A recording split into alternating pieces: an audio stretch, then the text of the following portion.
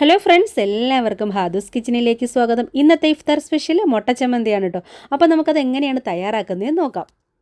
ആദ്യം തന്നെ ഒരു മിക്സിയുടെ ജാറിലോട്ട് കുറച്ച് തേങ്ങ ചിരകിയത്, ചെറിയൊരു കഷ്ണം ഇഞ്ചി കട്ട് ചെയ്തത്, അതുപോലെ പുതിനയില, മല്ലിയില, 2 പച്ചമുളക്, കുറച്ച് ഉള്ളി, പിന്നീടെന്ന് വെച്ചാൽ ആവശ്യത്തിനനുസരിച്ച് ഉപ്പ്, അതുപോലെ കുറച്ച് തൈരും കൂടെ ചേർത്തിട്ട് നമ്മൾ മിക്സിയുടെ ജാറിലിട്ട് ഒന്നങ്ങ് അരച്ചെടുക്കാൻ പോവുകയാണ്.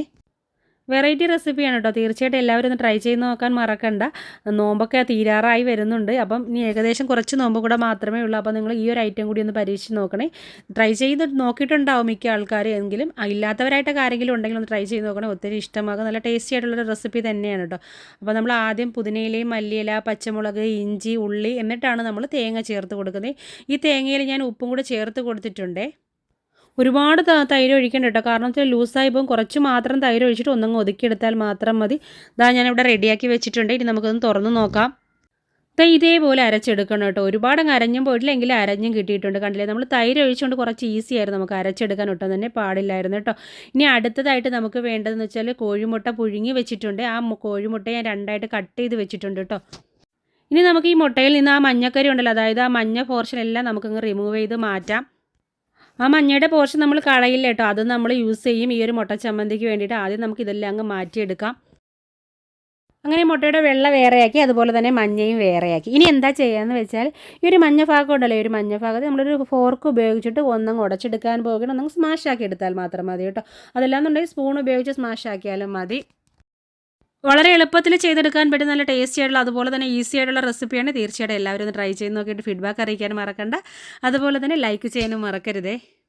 ഇനി ഈ ഒരു മുട്ടയിലേക്ക് നമ്മുടെ ചമ്മന്തി ഉണ്ടല്ലോ, അരച്ച് വെച്ചിരുന്ന ചമ്മന്തി ചേർത്ത് കൊടുക്കാൻ പോവുകയാണ്. എന്നിട്ട് നന്നായിട്ട് അങ്ങ് മിക്സ് ചെയ്തെടുത്താൽ മതി കേട്ടോ. നല്ല ടേസ്റ്റ് ആയിരിക്കും. അത് മാത്രമല്ല, ആ മുട്ടയുടെ മഞ്ഞ ഭാഗം നമുക്ക് കളയേണ്ടിയും വരില്ല. ഇതിൽ തന്നെ ഉപയോഗിച്ച് നമുക്ക് കഴിക്കുകയും ചെയ്യാം. ഇതെല്ലാന്നുണ്ടെങ്കിൽ ആ മുട്ടയുടെ മഞ്ഞ നിലനിർത്തിക്കൊണ്ട് തന്നെ നമുക്ക് ഈ ഒരു ചമ്മന്തി ഫില്ല് ചെയ്ത് കൊടുത്താലും മതി കേട്ടോ. അതൊക്കെ നിങ്ങളുടെ ഇഷ്ടമാണ്, നിങ്ങളുടെ ചോയ്സാണ് കേട്ടോ. ഞാൻ ഇങ്ങനെയാണ് തയ്യാറാക്കുന്നത്. നല്ല ടേസ്റ്റ് തോന്നി, അതുകൊണ്ടാണ് കേട്ടോ ഇതുപോലെ കാണിക്കുന്നത്. ഇനി ഇതെല്ലാം നല്ലതുപോലെ തന്നെ നിങ്ങൾ മിക്സ് ചെയ്തെടുക്കണം. ആ ഒരു ചമ്മന്തി, ആ ഒരു മുട്ടയും നല്ലതുപോലെ തന്നെ നിങ്ങൾ മിക്സ് ചെയ്തെടുത്ത് കഴിഞ്ഞാൽ നമ്മുടെ മിക്സിങ് റെഡിയായി കഴിഞ്ഞിട്ടുണ്ട്. നമ്മൾ മിക്സ് ചെയ്ത് വെച്ചിരിക്കുന്ന ഈ ഒരു കൂട്ടുണ്ടല്ലോ, അത് നമ്മളിനി മുട്ടയിലോട്ട് ഫില്ല് ചെയ്യാൻ പോവുകയാണ് കേട്ടോ. അടുത്തതായിട്ട് ഇനി നമ്മൾ കുറേശ്ശെ എടുത്തിട്ട് നമ്മൾ മുട്ടയിൽ ഫില്ല് ചെയ്യാൻ പോവുകയാണ്. കുറേശ്ശെ മാത്രം എടുത്തിട്ട് ഒന്നങ്ങ് റൗണ്ടാക്കി എടുത്തതിന് ശേഷം നമുക്ക് ആ ഒരു മുട്ടയിലോട്ട് ഒന്ന് ഫില്ല് ചെയ്ത് കൊടുക്കാം. വളരെ എളുപ്പത്തിൽ നമുക്ക് തയ്യാറാക്കാൻ പറ്റുന്ന നല്ല ടേസ്റ്റി ആയിട്ടുള്ള സ്നാക്സിൻ്റെ റെസിപ്പിയാണ്. തീർച്ചയായിട്ടും എല്ലാവരും ട്രൈ ചെയ്ത് നോക്കണം കേട്ടോ.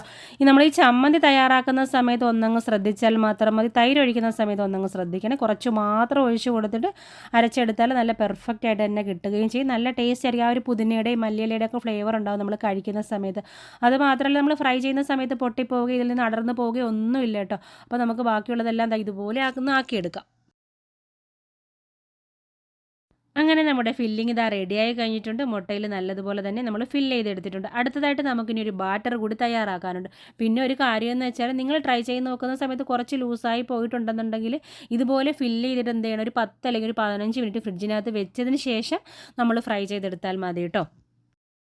ഇനി അടുത്തതായിട്ട് ഇതിന് വേണ്ടിയിട്ട് നമുക്കൊരു ബാറ്റർ തയ്യാറാക്കാനുണ്ട്. അതിന് വേണ്ടിയിട്ട് നമുക്ക് ആദ്യം തന്നെ ഒരു ബൗളിനകത്തോട്ട് കുറച്ച് കടലമാവ് ആഡ് ചെയ്ത് കൊടുക്കാം. ഒരു 1/4 കപ്പോളം കടലമാവ് ഇട്ട് കൊടുക്കാം. ഒരു 1/4 കപ്പ് കടലമാവ് എടുത്തിട്ടുണ്ടെങ്കിൽ ഒരു 1/2 കപ്പോളം മൈദമാവും കൂടി നമ്മൾ ചേർത്ത് കൊടുക്കുന്നുണ്ട്. അപ്പോൾ ഇത്രയും മൈദമാവ് കൂടി ഞാൻ ചേർത്ത് കൊടുക്കുകയാണ്. അതുപോലെ തന്നെ ഒരു 2 ടേബിൾ സ്പൂണോളം നമ്മുടെ റൈസ് ഫ്ലോർ ഉണ്ടല്ലോ, അതായത് നമ്മുടെ അരിപ്പൊടിയും കൂടി ചേർത്ത് കൊടുക്കണം കേട്ടോ. കുറച്ച് ക്രിസ്പി ആയിട്ട് ഇരിക്കാൻ വേണ്ടിയിട്ടാണ്. ഇത്രയും അരിപ്പൊടിയും കൂടി ചേർത്ത് കൊടുത്തിട്ട് കുറച്ച് വെള്ളവും കൂടെ ഒഴിച്ച് കൊടുത്തിട്ട് നമ്മളങ്ങ് ലൂസാക്കി എടുത്താൽ മതി. ഇനി ഇതിലോട്ട് നമ്മൾ കുറച്ച് മഞ്ഞൾപ്പൊടി ആഡ് ചെയ്ത് കൊടുക്കാൻ പോവുകയാണ്. അതുപോലെ തന്നെ സാമ്പാർ പൊടിയാണ് കേട്ടോ. ഒരു 1/4 ടീസ്പൂണോളം സാമ്പാർ പൊടി കൂടി ഞാൻ ചേർത്ത് കൊടുക്കുന്നുണ്ട് കേട്ടോ. പിന്നീട് ആവശ്യത്തിനുള്ള ഉപ്പും കൂടെ ചേർത്ത് കൊടുക്കണം. എന്നിട്ടാണ് കേട്ടോ നമ്മൾ വെള്ളം ഒഴിച്ച് കൊടുത്തിട്ട് ഒന്നങ്ങ് ബാറ്ററാക്കി എടുക്കാനുള്ളത്. ഒരു ഗ്ലാസ് വെള്ളം വേണ്ടി വരും കേട്ടോ. അപ്പോൾ ഞാൻ കുറേശ്ശെ വെള്ളം ഒഴിച്ച് കൊടുത്തിട്ട് ഒന്നങ്ങ് മിക്സ് ചെയ്തെടുക്കുകയാണ്. ഒന്നങ്ങ് ലൂസാക്കി എടുത്താൽ മാത്രം മതി. ഒരുപാടങ്ങ് ലൂസായി പോകണ്ട, എങ്കിലും ഒരുപാട് തിക്കുമായി പോകണ്ട. ആ ഒരു കൺസിസ്റ്റൻസിയാണ് കേട്ടോ. ഞാൻ കാണിച്ചു തരാം.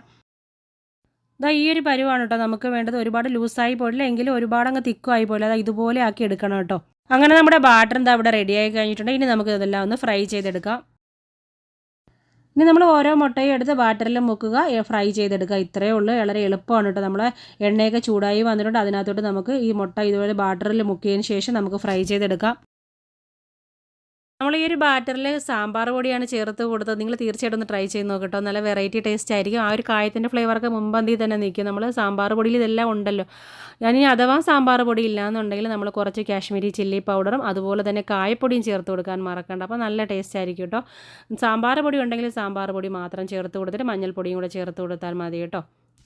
തിരിച്ച് മറിച്ചിട്ട് ഇതുപോലെ ഫ്രൈ ചെയ്തെടുത്ത് കഴിഞ്ഞാൽ നമ്മുടെ മുട്ടച്ചമ്മന്തി ഇവിടെ റെഡിയായി വന്നിട്ടുണ്ട്. എല്ലാവരും ട്രൈ ചെയ്ത് നോക്കണം കേട്ടോ. അതുപോലെ തന്നെ കമൻറ്റ് അറിയിക്കാനും മറക്കണ്ട. സബ്സ്ക്രൈബ് ചെയ്യാതെ കാണുന്ന കൂട്ടുകാരാണെങ്കിൽ വീഡിയോ കണ്ട് ഇഷ്ടമായാൽ സബ്സ്ക്രൈബ് ചെയ്യുകയും കൂടെ വേണം കേട്ടോ.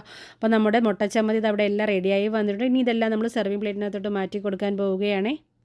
അങ്ങനെ നമ്മളിതാ എല്ലാം ഫ്രൈ ചെയ്ത് എടുത്ത് കഴിഞ്ഞിട്ടുണ്ട്. നല്ല സൂപ്പറാണ് കേട്ടോ. തീർച്ചയായിട്ടും എല്ലാവരും ട്രൈ ചെയ്ത് നോക്കിയിട്ട് ഫീഡ്ബാക്ക് അറിയിക്കാൻ മറക്കണ്ട. റമദാനൊക്കെ തീരാറായി. നിങ്ങൾ പെട്ടെന്ന് തന്നെ തയ്യാറാക്കി നോക്കിക്കോളൂ. എല്ലാവർക്കും ഇഷ്ടമാകും. കുട്ടികൾക്കും വലിയവർക്കൊക്കെ ഇഷ്ടമാകും. നല്ല ടേസ്റ്റി ആയിട്ടുള്ള റെസിപ്പിയാണ്. ഒരു വട്ടം ഒന്ന് പരീക്ഷിച്ച് നോക്കണം കേട്ടോ. അപ്പോൾ നമുക്ക് ഇൻഷാ അല്ലാഹ് ഇതുപോലെയുള്ള നല്ല നല്ല റെസിപ്പികളുമായിട്ടൊക്കെ വീണ്ടും കാണാം. അതുവരേക്കും ടേക്ക് കെയർ. ബൈ.